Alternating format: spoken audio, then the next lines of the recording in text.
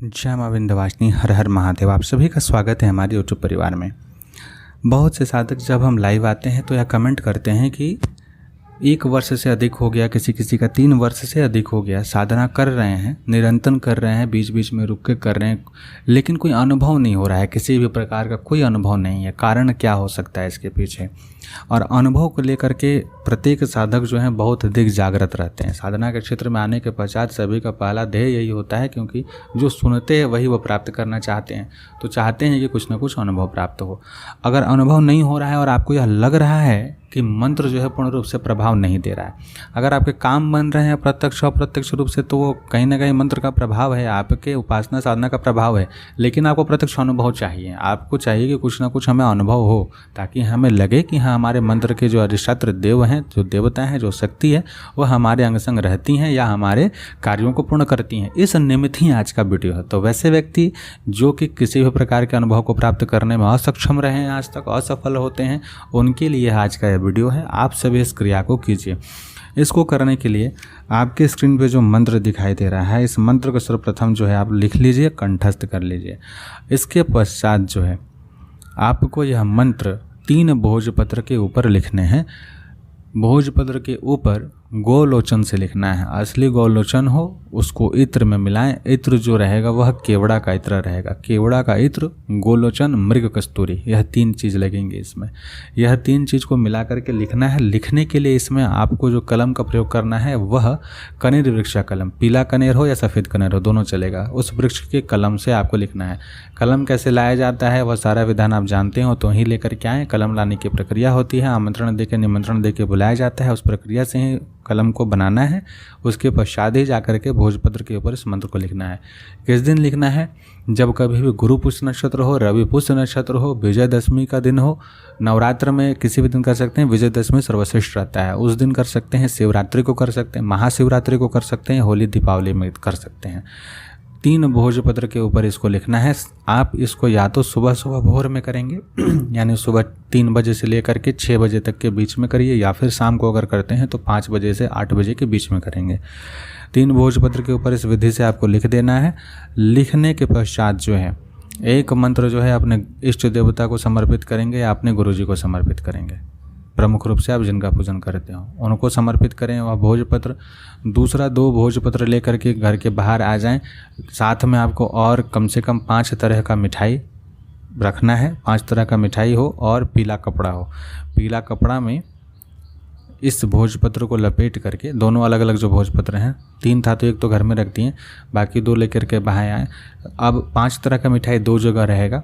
एक जो है आप शिव जी के पास जाएंगे, शिव जी के सम्मुख जो है इस मंत्र को समर्पित करेंगे, वहाँ पर 5 तरह के मिठाई का भोग लगाएंगे। अगर सुबह सुबह गए हैं तो शिव जी का अभिषेक इत्यादि करेंगे। दीप इत्यादि प्रज्वलित करने के पश्चात, श्रृंगार इत्यादि यथाशक्ति करने के पश्चात बेलपत्र चढ़ाएं, भस्म इत्यादि चढ़ाएं। फिर इस मंत्र को शिव जी के अर्घ्य पर रखें, प्रणाम करें, मिठाई इत्यादि का भोग लगाएं और फिर वहाँ से चलें। आगे आपको जाना है किसी भी नदी के या सरोवर के तट के पास में। वहाँ पर जाने के पश्चात आपको कोई ऐसा स्थान खोजना है जहाँ नदी के आसपास में अगर कोई मंदिर हो तो अच्छा है, नहीं हो तो फिर आपको उस स्थान को, जिस जगह भी आप करेंगे, कम से कम एक लोहे का चाकू लेकर के जाइए। और अस्त्र को भी सिद्ध करने का एक मंत्र होता है। अगर आपने कोई भी ऐसा मंत्र, अस्त्र मंत्र इत्यादि सिद्ध किया है, तो उस मंत्र से चाकू या लोहे का कुछ सामान लेकर के आप गए हैं तो उससे पहले अभिमंत्रित कीजिए, नहीं तो वज्रंग बाण पाठ करके भी उसको अभिमंत्रित कर सकते हैं। उसके पश्चात नदी या सरोवर के किनारे एक घेरा बनाएंगे। उस घेरे के अंदर खड़े होकर के इस मंत्र का, जो आपकी स्क्रीन पर चल रहा है, जो मंत्र मैंने बताई है, इस मंत्र को देखते हुए या कंठस्थ कर लिए हैं तो सर्वश्रेष्ठ है। इस मंत्र का, उस भोजपत्र को हाथ में लेकर के, मिठाई इत्यादि को हाथ में लेकर के, इस मंत्र का कम से कम आपको 21 बार जप करना है। जप करने के पश्चात आपको कहना है कि जब कभी भी इस मंत्र के माध्यम से मैं किसी भी अन्य सिद्धि को करने का प्रयास करूं तो वह मंत्र जो मैं सिद्ध करना चाहता हूं वो पूर्ण रूप से प्रभाव अपना दे। इस हेतु ही मैं इस मंत्र का अनुष्ठान यथाशक्ति आप हे भगवती मैं कर रहा हूं। यह बात आप बोलेंगे। उसके पश्चात जो है आप मिठाई के ऊपर में, मिठाई आप किसी मिट्टी के पात्र में रख सकते हैं, उसके ऊपर में इस भोजपत्र को रख करके सरोवर या नदी में समर्पित कर देंगे।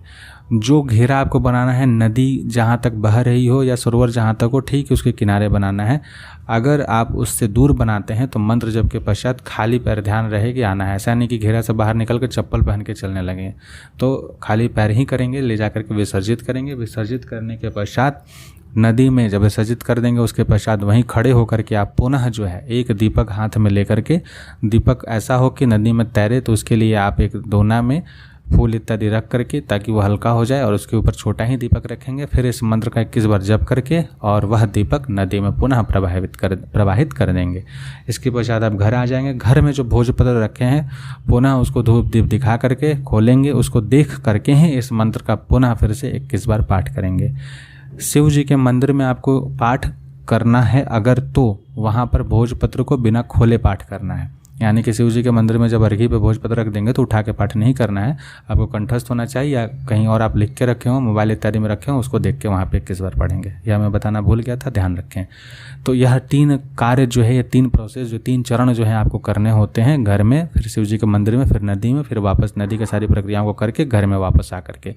घर में जब आप इस चीज़ को कर लेंगे, इसके पश्चात चूँकि 1 दिन का ही प्रयोग है, तो इसको जब आप कर लेंगे तो यह मंत्र जो है आपके लिए, यह चरण, इन चरणों को करने के पश्चात आपके लिए सूक्ष्म रूप से जागृत हो जाता है। ध्यान रहे, सावर मंत्र सभा में नहीं बोला जाता है, नहीं बताया जाता है, कभी भी इसको मुंह से बोल के दूसरे को सुनाया नहीं जाता है। धीरे धीरे बुदबुदा के पाठ इत्यादि करना चाहिए। यह सब जानकारी आपको होनी चाहिए। जोर जोर से बोल के इसका पाठ नहीं करना चाहिए, कोई अन्य सुनेगा कभी भी वह प्रभाव नहीं देगा। तो अब इसका प्रयोग कैसे करना है, जब यह चीज़ कर लेंगे और आप जिस भी मंत्र का जप कर रहे हो, जिस भी साबर मंत्र का जप कर रहे हैं या जो भी अपने इष्ट के मंत्र का आप जप कर रहे हो जिसमें आपको लग रहा है कि प्रभाव नहीं मिल रहा है, तो उस जब भी आप उस मंत्र का जप करने बैठिएगा आसन पे, तो उस मंत्र के जप से पहले इस मंत्र का आपको 21 बार पाठ करना है। फिर उस अपने जितना भी माला आप जप करते हैं, 5, 11, 21 जो भी वह मंत्र का जप करेंगे, जब वह जप पूर्ण हो जाए माले को गोमुखी में डालेंगे, पुनः इस मंत्र का 21 बार आप जप करेंगे और अपने इष्ट से प्रार्थना करेंगे, इस मंत्र के देवता से, शक्ति से। इस मंत्र के देवता ऐसे प्रमुख रूप से पशुपति महादेव होते हैं, उनका ही एक स्वरूप है जो कि जल में विचरण करने, थल में विचरण करने और नभ में विचरण करने में समर्थ होते हैं। पंच महाभूत से बनी हुई शक्ति जो भूतनाथ बोल सकते हैं, उनकी एक अंग शक्ति है, इस मंत्र के अधिष्ठात्र शक्ति बोला जा सकता है। तो वह है, जब आप इसको करेंगे और बार बार निवेदन करेंगे महादेव से, तो फिर जो है आपकी मंत्र का जो प्रभाव है कुछ ही दिन में, 3 से 4 दिन या सप्ताह भर मैक्सिमम, बहुत अधिक अगर दिक्कत हुआ तो एक पक्ष मान के चलिए, आपको अनुभव प्राप्त होने लगेंगे। आप जो अनुभव करते हैं कि अनुभव नहीं मिल रहा है, वह इस मंत्र के प्रभाव से आपको अनुभव मिलने लगेगा।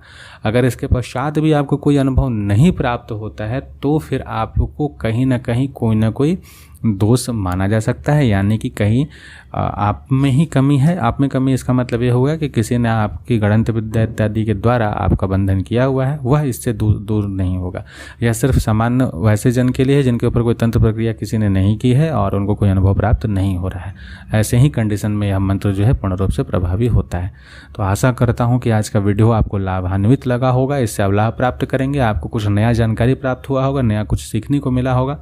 तंत्र प्रेमियों के लिए यह वीडियो बहुत ही लाभान्वित साबित होगा, ऐसा मैं उम्मीद करता हूं। हमारे साथ बने रहें, वीडियो को लाइक करें, चैनल को सब्सक्राइब करें। हमारे अदर ग्रुप्स में जुड़ने के लिए वीडियो के डिस्क्रिप्शन में लिंक दिए हुए हैं, उनके माध्यम से आप हमारे साथ जुड़ सकते हैं और इस मार्ग पर चलते हुए अन्य विशेष प्रकार की जानकारियों को प्राप्त कर सकते हैं। जय मां विंध्यवासिनी, हर हर महादेव। नवनाथ 84 सिद्धों को अलग आदेश।